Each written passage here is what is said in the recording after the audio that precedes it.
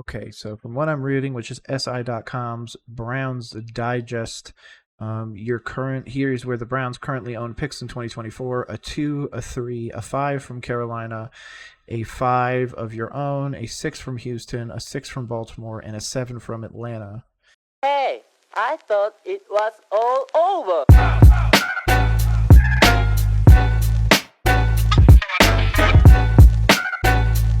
We are taking a trip up to Cleveland to sit down with the Cleveland Browns Daily. I love what they do. They put out some great stuff. They got Ken Dorsey, the new OC up in Cleveland, to come up there. Before I jump into it, I want to remind you guys of where you might remember Ken Dorsey. Ken Dorsey, as an executive, was actually a former Pro Scout for my Carolina Panthers and a former player for a bunch of teams, including the Browns from '06 to '08. So you might remember that. But 2013 to 17, he then becomes quarterback coach of the Panthers. Looks like he takes a year off. Oh, no, I take that back. From the Carolina Panthers, he becomes the assistant athletic director at FIU, then becomes the Bills quarterback coach from 19 and 20, passing game coordinator and quarterback coach in 21 for the Bills, OC for the Bills in 22 and 23, and now newly hired OC for the Cleveland Browns. So with all that, let's jump over, see what he has to say, see how he's going to change the culture in Cleveland. He obviously has a history of working with quarterbacks. He has a history of being able to improve those people. And to be honest, if you're going to ask somebody, an outsider, a former fan of the Bucks now, it's been 15 years since I've been a Panthers fan. I think he's being brought in to rehabilitate what's left of Deshaun Watson. And if Dorsey can't do it, I would expect for Watson to be shopped in the future for something else. Not really sure what it is. Not really sure what I'm going to do or what you guys should do. Obviously, Nick Chubb is going to be a huge proponent in the offense moving forward, especially after recovering from his injury. So I'm very excited to see that. But without further delay, here is Ken Dorsey. Welcome back to Cleveland Browns Daily, brought to you by Bally Bet, a sports betting partner of your Cleveland Browns. Very happy now for the first time on the program to welcome the new offensive coordinator of the Cleveland Browns, Ken Dorsey. Welcome back. I think we have to start there. Welcome back. How's it when you kind of went through this, you're like, Cleveland? No. Obviously, you know it well. Yeah, no, I obviously know the city well. It's changed so much. Again, he played for the Cleveland Browns from 2006 to 2008. Sure. It's grown a lot. Downtown is a lot of fun to kind of go down there and explore just how much that's changed. Then my old stopping grounds down here in Berea and Strongsville and all these places. So, and then just walking into the facility, I think the only thing that's the same is the stairway in the front and the door I walk through. Other than that, everything's completely different. So yeah, this wasn't here. Yeah, certainly. Yeah, no doubt. It's exciting. It's very exciting. You really feel a different energy walking into the building, this time around than when I was here the last time.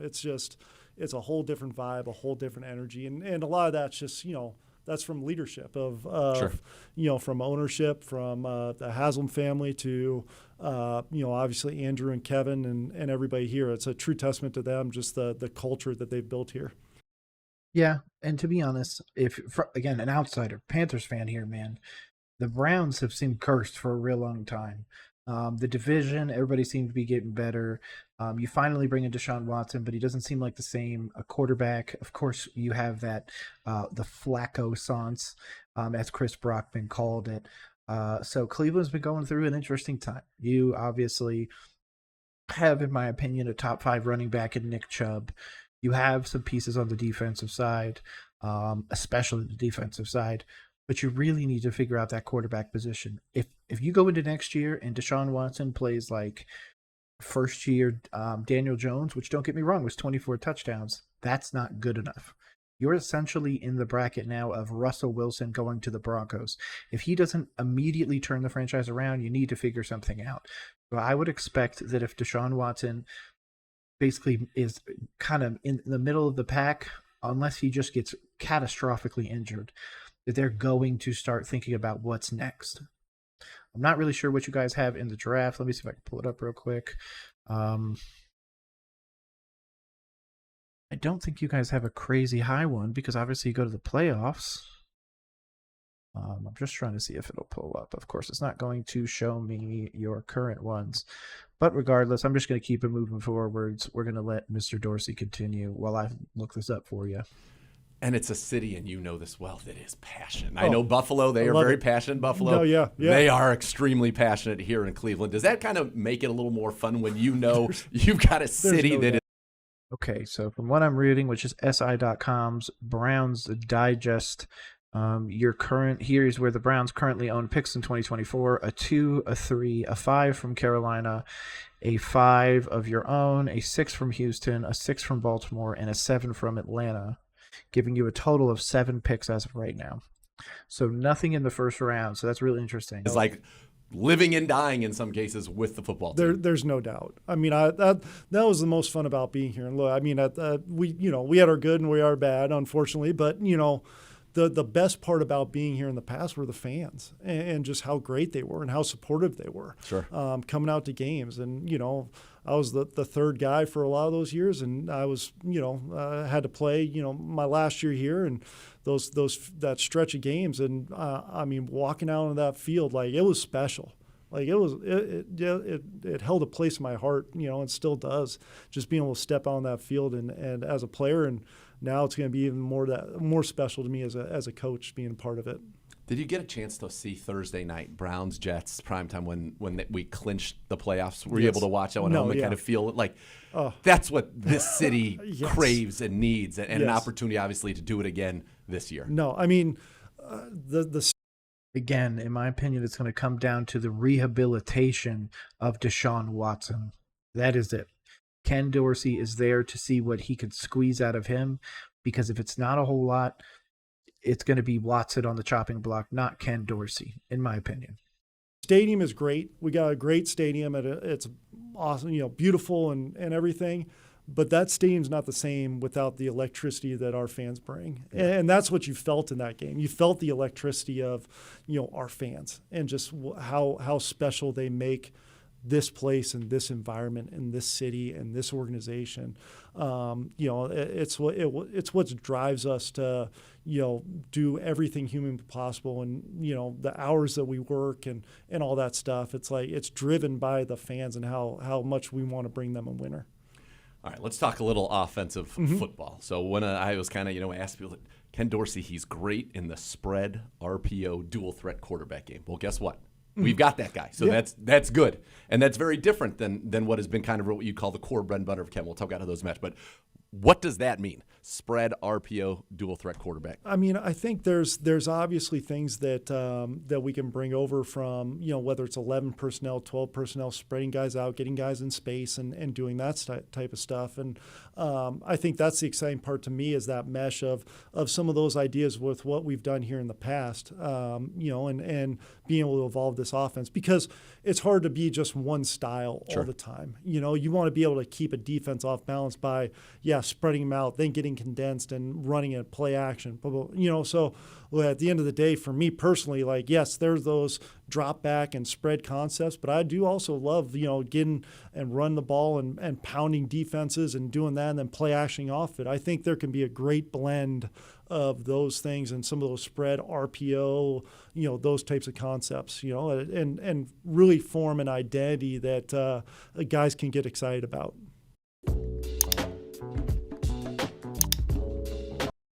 Yeah, and depending on where you decide you want to go with it, if obviously Deshaun Watson fleshes out long term, you don't need to worry about it. You got the dude.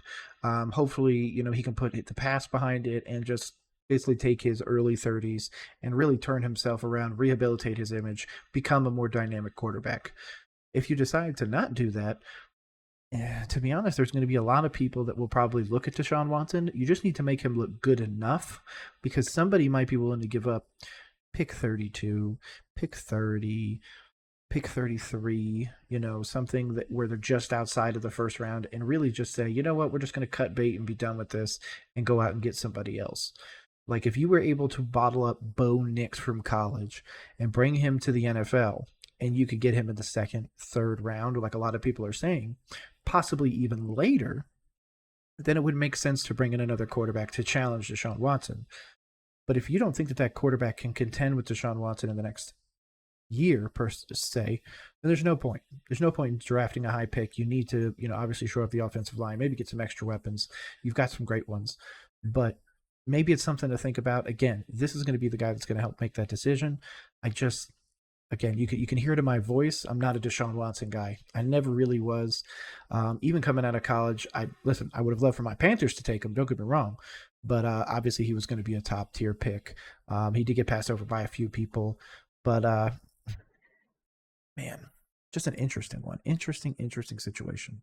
It almost feels like it has a potential to be a unique offense in the NFL in the sense that it can blend those things you were just talking about with that baseline that we are so good at of that Shanahan, Kubiak, wide zone, even though I know we run a lot of pin, pull, and power, and we've varied our run game, but using those hard play action back to the defense, but then also incorporating that with where we can be in shotgun and do some of the things that Deshaun has done historically in his career and still be explosive. No doubt. And I think, those in my past, this past season, those first few games, that first stretch, that blend I thought was good. There were some of those things you're talking about of mixing some personnels and then, under center run game, play action, and then spreading them out and, mixing, some tempo stuff and all those different things. And I think that's what made us, really, really good, in that early stretch of season right there. And, being able to kind of pick that up and continue it with some of the stuff that we already do here. And again, bringing some of those RPOs that just puts the defense in binds and conflicts and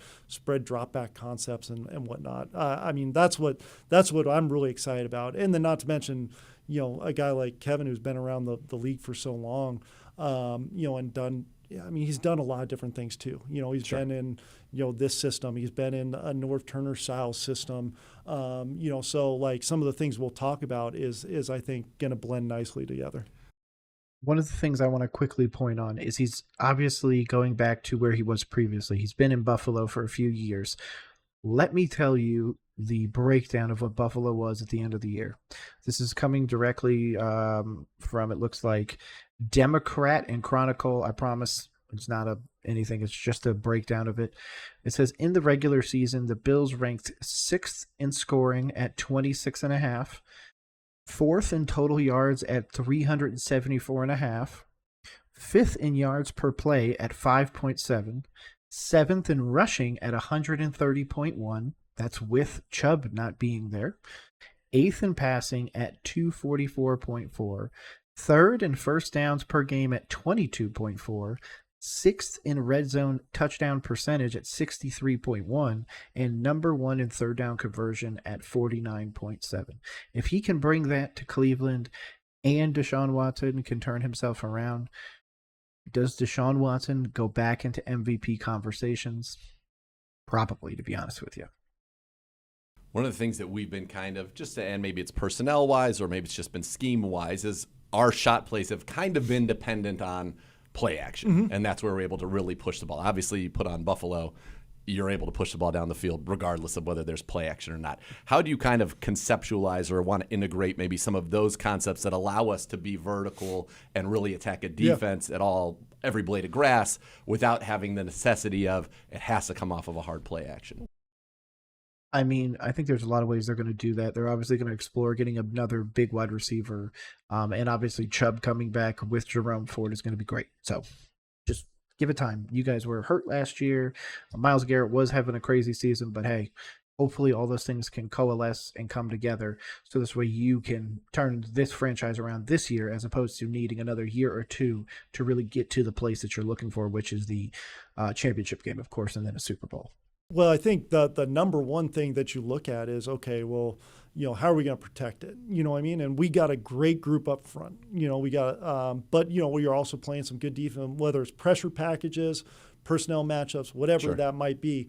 It all starts, with the starting point of protecting the quarterback to make sure, you could draw up some of the best concepts on earth, but, we got to make sure to get that done. And with the group of guys we got, those front 5 guys, that's the exciting part about what they can bring to the table, and got a good blocking tight end too, the Chief. No doubt. So, the starting point's there, and then, making sure that, to your point, I think is a great point. You want to be able to attack short, intermediate, and downfield, and not have a defense say, okay, 90% of the time they're throwing this. You want to be able to attack those different areas to now put pressure on them to have to defend the whole field, not vertically and widthwise. When you think of That is a great answer, and that's exactly what the Browns need to do. They were already getting pressure with Garrett, of course. Ward out there is a great one. I always love Denzel Ward, but overall, I feel like you're missing something. I'm just not sure what that is. On the offensive side, I feel like with Dorsey, you are prepared to a point, but it's still going to require your guys to actually execute. Something that we didn't see with, say, for example, my Carolina Panthers having a previous scheme that we weren't even able to execute. So execution of your idea is priority number one. About a guy like Deshaun, who, when you kind of watch back in his Hughes stuff, in his rookie year, he did some more under center stuff. But for the most part, when he's had his success, it's kind of him in shotgun, seeing everything in front of him, as opposed to kind of where you saw Joe Flacco be very comfortable at turning his back to the defense, taking that pitcher, coming back, seeing it, and knowing what he needed to do with the ball. How do you work with a guy to get, number one, better at maybe the back to the defense stuff, but then also say, all right, look, we have somebody who was as elite as there was in this league doing this. How do we, and you mentioned down there, maximize those strengths? Yeah. Again, I think that's going to be the fun part of developing that balance and working with Deshaun and saying, okay, that communication is huge. What are we comfortable with? What can we get better at? What can we get you comfortable with? And I think those things are big, but his skill set, I think, translates to so many different things, whether it's drop back or play action, whatever it is, but to your point, I think, it's being able to expand and do some of those drop back type things that he's excelled at will be great for us, because one, we got obviously him, but then two, we've got, weapons on the outside, inside. If they want to get soft and you dump it down to Nick or one of our backs, like they're going to make plays for you in space as well. So we got guys on the outside that win, tight ends that can win, obviously, David and those guys. So, I mean, that's the exciting part about it is not only just one, developing the scheme, but developing the scheme with the weapons that we have and trying to maximize those guys. When you think, I couldn't agree more. And again, I don't care what anybody says. Nick Chubb is going to be my running back one this year. Christian McCaffrey, I'm a Panthers fan. I love that man. I hope he wins the Super Bowl. But I also am worried about, of course, his history of injury. Of course, we got Chubb coming off of an injury. But I'm pretty sure he led the league in rushes over 20 or 30 yards or something like that, having only played 4 or 5 games. So I'm very excited to see what you do when you bring Chubb back to that offense. A healthy Deshaun Watson, a healthy team, and a newly invigorated Myles Garrett that's going to be like, you know what? Now's our time to really push for it. Let's go. I'm excited, man. I'm excited for you guys. Think of being able to coordinate an offense that involves Nick Chubb. You've been with some good running backs, obviously, but Nick Chubb is elite. Yes. When I agree, 100%.